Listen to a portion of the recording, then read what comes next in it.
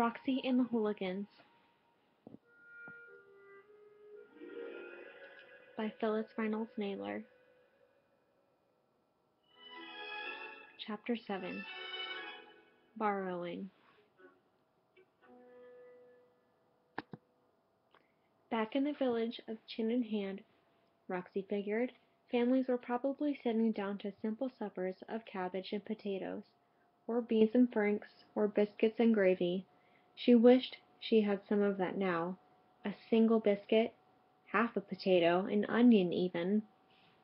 "I'm hungry," Smoky Joe complained. "I'm so hungry I could eat my shirt." "I'm so hungry I could eat my sneakers," said Freddie. "Help yourself," grumbled Helvetia. "There's plenty to go around." "I'll be glad to find some grubs if we have to," Roxie offered. "Give it one more day," said Helvetia. "I'm not that hungry yet." The four hooligans sat miserably together, some on the log and some on the ground. All held their stomachs to hide the sound of their rumblings. All licked their lips, wanting another drink. "What if we drink all our water and still no one comes?" asked Simon. "What do we do then?" "We could make a bucket out of bark and collect rainwater," Roxie suggested, thinking of the photo in Lord Thistlebottom's book. "And what if it doesn't rain?" asked Freddie. Roxie had an answer for that, too. "Then we could tear our shirts into strips and tie them around our ankles. Each morning, just after the sun comes up, we'd drag them through the seagrass, and the rags would soak up with dew. Then we'd hold them over our mouths and wring 'em out." Helvetia's eyes narrowed as she studied Roxie. "What'd you do, Elephant Ears? Memorize the whole book?" she asked. Roxie could not bring herself to tell the hooligans that she was the niece of the famous Mr. Dangerfoot, or that she had sat down to tea on 2 occasions with the even more famous Lord Thistlebottom from London. How could a girl be connected to them in any way when she was afraid of someone chasing her on the playground? So Roxie just said, "I've been around." Simon thoroughly turned to Helvetia. "Well, if she's been around, then why don't you send her to the robber's tent again to bring back some food this time?" "I think you should send someone small enough to move through the seagrass if the men are in the woods, and quick enough to dart into the woods if the men are in the seagrass," said Roxie. "Someone like Smoky Joe." "Don't look at me!" squeaked the leanest little hooligan of them all. I get lost really easily." "What?" said Helvetia. "One of you is afraid of the dark, one is allergic to bark, and one gets lost really easy? I've sure got me a sorry band of hooligans, I'll say that." "Then why don't you go, Helvetia?" asked Simon. Because I'm the commander, and the commander never leaves her post," said Helvetia. "Never mind," said Roxie. "I'll go myself." Strangely, she wasn't quite as frightened as she had been the first time. She had never jumped from a burning building or walked across quicksand, but she could do this. Off she went, and when she reached the seagrass she got down on her belly. She crawled like a crocodile through the willowy weeds, stopping now and then to listen. When approached by an adversary through high grass, Lord Thistlebottom had written, "Avoid the temptation to raise your head and look around. Stay calm, and do not panic." Roxie Ears, her wonderful, round, pink handles-on-a-sugar-bowl ear, picked up on the farthest away sound of a small plane coming closer, closer, till it flew low over the island. Roxie longed to jump up and wave her arms, to yell and let the pilot see her, but she remembered to keep her head down, and she was glad, for as soon as the plane had gone, she heard men's voices in the trees beyond, and it sounded as though Rat and Snake Eyes were having an argument. "There's that plane again, Snake Eyes," said Rat. "I'd sure like to know if they've seen us." "And I'd sure like to know if you're lying to me about that water," came the deep voice of Snake Eyes. "I count 21 bottles, and there should be 26. We brought 2 cases of water with us, Rat, and we need every drop we can get. Now where are those other 5 bottles?" "Well, you tell me! How do I know you ain't hiding a bottle every day or 2 in case we run out? How do I know you ain't getting ready to take all the money yourself, as well as all the food and water, and leave me stranded out here?" "You're talking nonsense," said Snake Eyes. All I'm saying is if you got 5 bottles stashed away somewhere, then I get 5 bottles to tuck away from myself. I tell you, I didn't take no 5 bottles, said Rat, his voice hissing. Yeah, says you. That's right, says me. There was quiet for a while. Then finally Snake Eye says, You checked that rabbit trap yet? Going off to do it now, said Rat. What about the fishnet we rigged up yesterday? I'll tend to that, said Snake Eyes. Roxie lay as still as a stick in the seagrass. She heard one man go off one way and one man go off the other.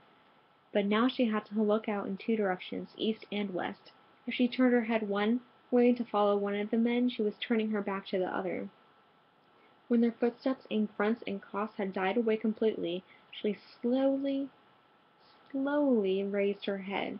She had only a minute to do so, for she suspected that each man was going to spy on the other. Roxie crawled on her hands and knees till she reached the end of the seagrass. Then she continued to crawl until she got to the tent. Quickly, quickly! Roxie peeked in one sack, then another. No food there, but in a burlap bag on one side of the tent she found tins of tuna and sardines, cans of beef stew, and spaghetti and beans. She had no can opener, however, so she settled for a large smoked sausage and a round of cheese. Stuffing them both under her shirt and into the waistband of her skirt, Roxie began to crawl once more through the seagrass.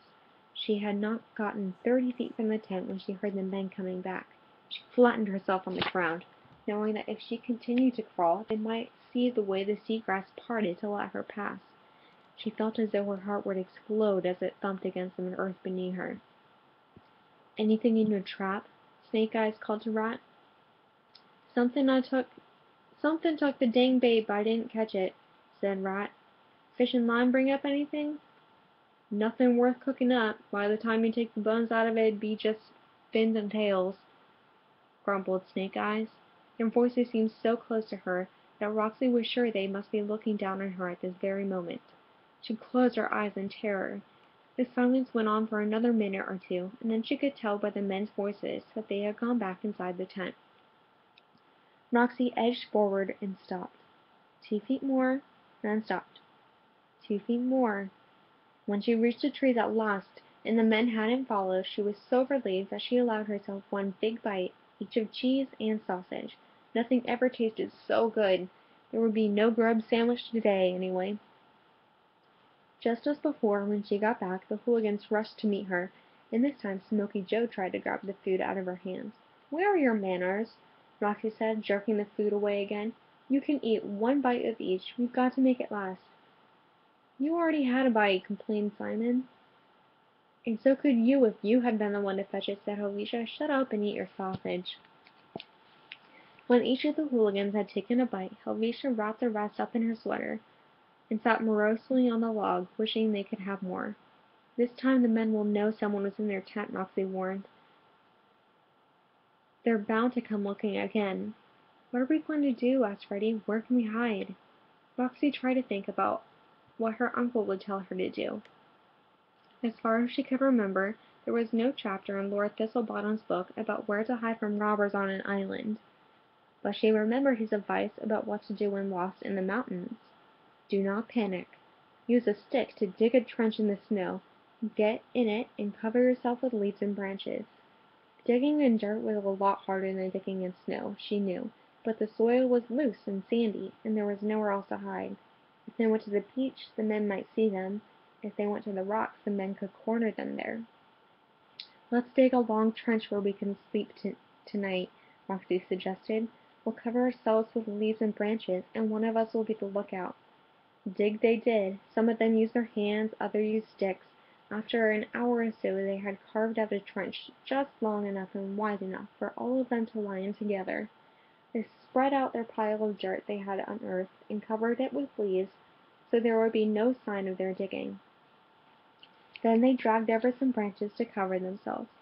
Who will be the lookout? Asked Roxie, but before the question was out of her mouth, Alicia and her hooligans had already crawled down inside the trench and were squeezed together all in a row.